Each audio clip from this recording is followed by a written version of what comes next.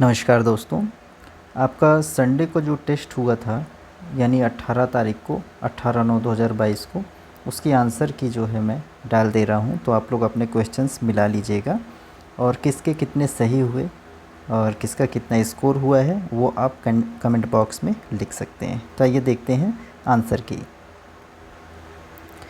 परंपरागत राजनीति विज्ञान का निम्न में से क्या लक्षण नहीं है?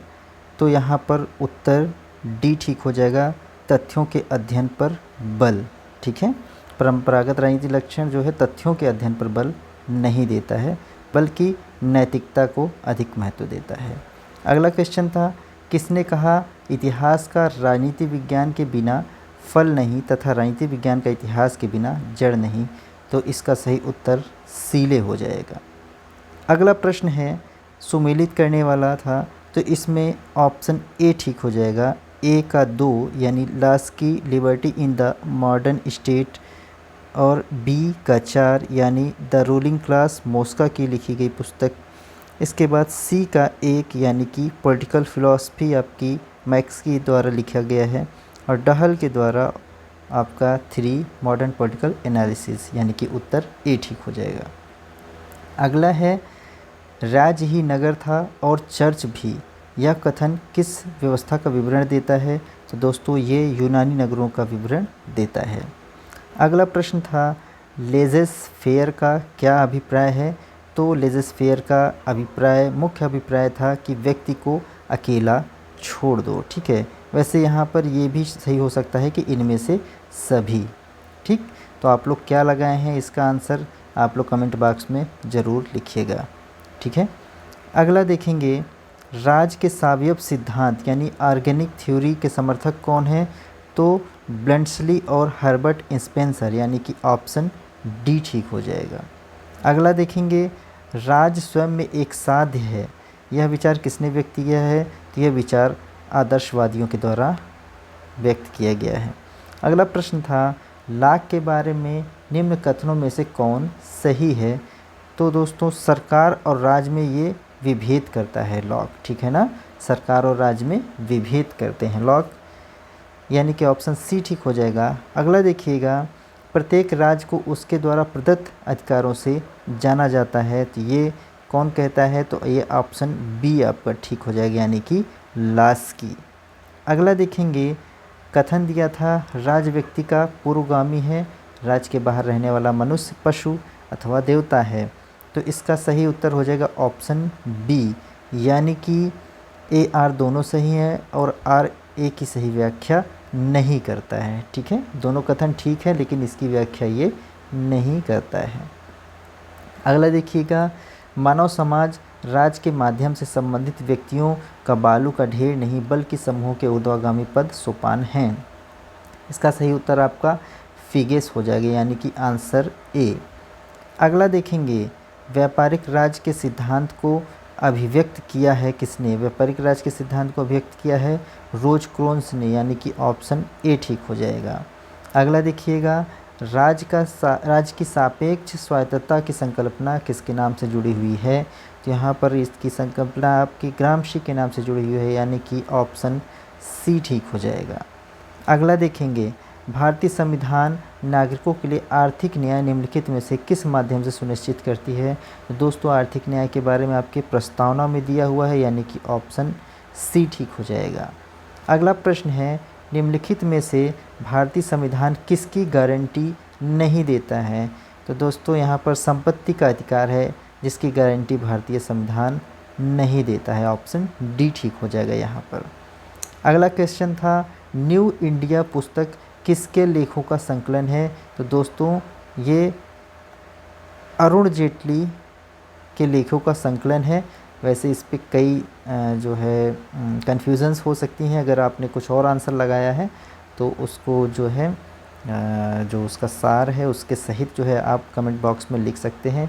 बाकी मेन क्वेश्चन ये है कि अ न्यू इंडिया, ठीक है, तो यहाँ पर शायद कुछ लोग प्रमोद महाजन भी लगाए होंगे, तो देखिएगा आप लोग कमेंट कीजिएगा जो भी लगाए हैं। मेन क्वेश्चन है अ न्यू इंडिया किसकी बुक है? तो a new India Annie Besant की बुक है। ये इंपॉर्टेंट क्वेश्चन है, यहाँ से कई बार क्वेश्चन बना हुआ है। ठीक है, तो इसको आप लोग नोट डाउन कर लीजिएगा। यानी कि यहाँ पर ऑप्शन मेरे हिसाब से सी ठीक होगा। कुछ और ऑप्शन आपने लगाया है तो कमेंट बॉक्स में ज़रूर लिखिएगा। अगला क्वेश्चन है, भारत के प्रथम उप प्रधानमंत्री कौन थे? तो सरदार वल्लभ भाई पटेल, यानी कि ऑप्शन बी यहाँ पर ठीक होगा। अगला क्वेश्चन था, अमेरिकी सीनेट ने किन दो देशों को नाटो में शामिल होने की मंजूरी दी? ये जो है आपका करंट का क्वेश्चन है, ठीक है, और इम्पॉर्टेंट भी है। तो यहाँ पर ऑप्शन ए ठीक हो जाएगा, यानी कि स्वीडन और फिनलैंड, ठीक है। अगला देखेंगे, नैतिकता को राजनीति से अलग करने वाला विचारक कौन है? तो यहाँ पर ऑप्शन बी ठीक हो जाएगा, यानी कि मैकियावेली। अगला क्वेश्चन था, मॉर्गेनथाउ के अनुसार निम्नलिखित में कौन राष्ट्रीय हित के महत्वपूर्ण भाग नहीं है?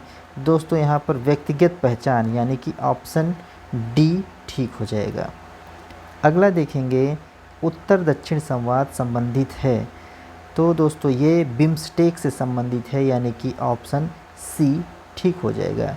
ये इसके जो है सहायक समूह हैं उत्तर दक्षिण संवाद के लिए। अगला देखेंगे, कौन राज्य अन्य समुदायों की भांति एक समुदाय मानता है? राज्य को अन्य समुदाय की भांति कौन समुदाय मानता है? दोस्तों इसमें सभी बहुलवादी, जो भी बहुलवादी विचारक हैं, सभी राज्य को समुदायों की भांति एक अन्य समुदाय ही मानते हैं, ठीक है ना। राज्य मतलब क्या है? एक समुदाय ही है। तो इसमें मैकाइवर और लास्की दोनों हो सकते हैं। तो आपने क्या उत्तर लगाया है उसको कमेंट बॉक्स में लिखिएगा, यानी कि जो भी आप लगाए हैं। तो यहाँ पर मैंने मैकाइवर माना हुआ है, तो आपने अगर बी लगाया है तो बताइएगा, ए लगाया है तो बताइएगा, ठीक है। अगला देखते हैं, विलोबी द्वारा विभाजित लोक प्रशासन के 5 क्षेत्रों में क्या शामिल नहीं है? विलोबी द्वारा विभाजित लोक प्रशासन के 5 क्षेत्रों में शामिल क्या नहीं है? तो यहाँ पर ऑप्शन ए ठीक हो जाएगा, सामान्य प्रशासन, ठीक है। अगला क्वेश्चन देखेंगे, प्रजातंत्र का आर्थिक सिद्धांत किसके द्वारा प्रतिपादित किया गया है? प्रजातंत्र का आर्थिक सिद्धांत दोस्तों डाउन्स, एंथनी डाउन्स के द्वारा, यानी कि ऑप्शन ए ठीक हो जाएगा। डाउन्स के द्वारा जो है आपका प्रजातंत्र का आर्थिक सिद्धांत का प्रतिपादित किया गया है। ये आपके नेट के एग्ज़ाम में आया हुआ था, पीजीटी वगैरह में पूछे जाने की संभावना है। अगला देखिएगा, प्रजातंत्र वह शासन है जिसमें प्रत्येक मनुष्य भाग लेता है, ये किसका कथन है? बहुत ही इंपॉर्टेंट क्वेश्चन है। तो ये दोस्तों सीले का क्वेश्चन, सीले का कथन है, यानी कि ऑप्शन बी ठीक हो जाएगा यहाँ पर। अगला प्रश्न था, राज कानून का पुत्र भी है और पिता भी, बहुत ही फेमस कथन है। तो ये दोस्तों मैकाइवर का है, यानी कि ऑप्शन बी ठीक हो जाएगा। अगला क्वेश्चन था, प्रजातंत्र में अल्पसंख्यकों के प्रतिनिधित्व की बात किसने बल दिया? बात पर किसने बल दिया है? तो दोस्तों ये सही उत्तर है जे.एस. मिल, यानी कि ऑप्शन बी ठीक हो जाएगा। अगला क्वेश्चन था, लोक सेवा के कार्य में सम्मिलित नहीं है। तो दोस्तों विधि का निर्माण लोक सेवा का कार्य नहीं है, यानी कि ऑप्शन ए ठीक हो जाएगा। अगला प्रश्न है, नौकरशाही को प्रजातंत्र का मूल्य किसने कहा है? तो दोस्तों इसमें ऑप्शन ए ठीक होगा, मैक्स वेबर ने। नेक्स्ट क्वेश्चन था और लास्ट क्वेश्चन था, हेनरी फ्योल के संगठन के में बताए गए सिद्धांतों में क्या शामिल नहीं है? तो दोस्तों उसमें समता, यानी कि ऑप्शन सी ठीक हो जाएगा। समता जो है इनके संगठन के सिद्धांत में शामिल नहीं है। हेनरी फ्योल के द्वारा संगठन के 14 सिद्धांत दिए गए हैं, जो कि आपको किसी दिन जो है बताया जाएगा प्रैक्टिस सेट में। तो यहाँ पर सम विभाजन, आदेश की एकता, केंद्रीकरण, ये तीनों शामिल हैं, लेकिन समता यहाँ पर शामिल नहीं है। ऑप्शन सी ठीक हो जाएगा। बहुत लोग ऑप्शन डी लगाए हुए थे, लेकिन केंद्रीयकरण शामिल है यहाँ पर, ठीक है। तो ऑप्शन यहाँ पर सी ठीक होगा। अब आप लोग कमेंट बॉक्स में जो है अपना स्कोर ज़रूर लिखिएगा, ठीक है, स्कोर ज़रूर लिखिएगा। कोई कन्फ्यूज़न हो तो कमेंट बॉक्स में एक बार कमेंट कर दीजिएगा, ताकि मैं उसको देख सकूं, क्योंकि कई क्वेश्चंस में जैसे कि कन्फ्यूज़न भी हो सकती है किसी को। तो कोई दिक्कत नहीं, आप लोग उसको देखिएगा और जो भी चीज़ देखेंगे क्वेश्चन को, गलत या सही जो भी लगे, तो उसको स्रोत सहित आप टेलीग्राम पर भेजिएगा, ताकि मैं भी देख सकूं, ठीक है। किसी क्वेश्चन पे अगर दिक्कत महसूस हो रही हो तो उसको टेलीग्राम पे आप उसके स्रोत सहित सेंड कर दीजिएगा, ठीक है ना। स्रोत सहित सेंड करिएगा, ताकि देखकर मुझे भी लगे कि हाँ ये चीज़ आप सही बता रहे हैं। बाकी जहाँ जहाँ कन्फ्यूज़न थी वो मैंने आपको बता दिया है।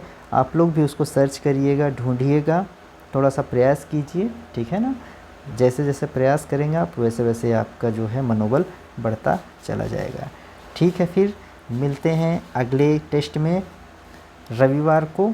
बहुत बहुत धन्यवाद। जय हिंद।